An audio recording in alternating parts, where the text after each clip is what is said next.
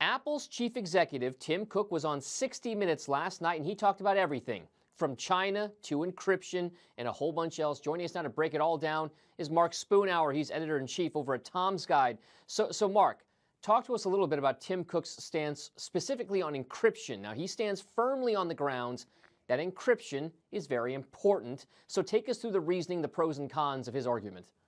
Sure. I think what he's saying is, well, encryption and security is really important for Apple's image, especially since there's been a lot of backdoors and hacks into Android devices. So I think there's part of it is just making sure that Apple is seen as the more secure and more cognizant of your privacy. So that's certainly part of it.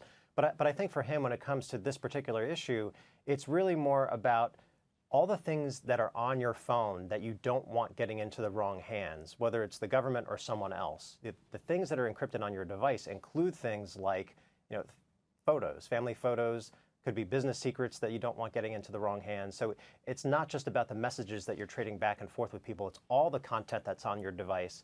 And what the government is asking for in some cases is a key to that encryption. And what Apple is saying is that we don't hold the key. They started encrypting or allowing people to encrypt the information on their device back with iOS 8. And that's not going to change anytime soon. All right. So here's the interesting part about this discussion, right? There's a trade-off, right? When you're talking about a matter of national security versus personal privacy.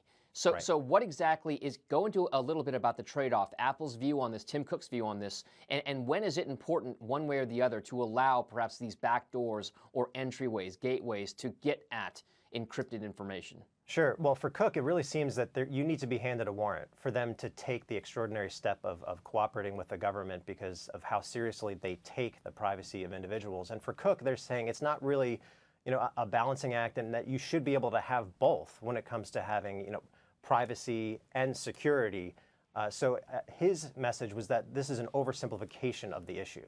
All right, so let's bring it another step into the world of politics, because Democratic presidential candidate Hillary Clinton has made the argument that Silicon Valley needs to work with the government in order to fight terrorism, to fight ISIS, all these other geopolitical risks. Right. Now, in what seems like a bit of a change, she made a statement that basically says she understands what Apple is saying about this back door being the wrong door, quote unquote, right? So explain to us what this means and perhaps the views on the national security side vis-a-vis this idea that you can have a key or a back door or something to allow the government access. Sure. I think it is a softening of her position because she's heard from Apple and other companies. And I think what she's calling for now is just sheer cooperation between Silicon Valley and the government when it comes to getting at information when it's really pertinent to a case or protecting national security. And I think she's starting to realize, and a lot of others, that in some cases it's just not possible to get at that information because of how encryption is handled. All right, so it sounds like this is not just obviously a national security issue, but a political one now as well, given everything that's been happening. That's Mark right. Spoonhour, thank you so much for joining us and talking to us about everything Apple and what Tim Cook had to say. Thanks for watching. I'm Dominic Chu. Have a great day.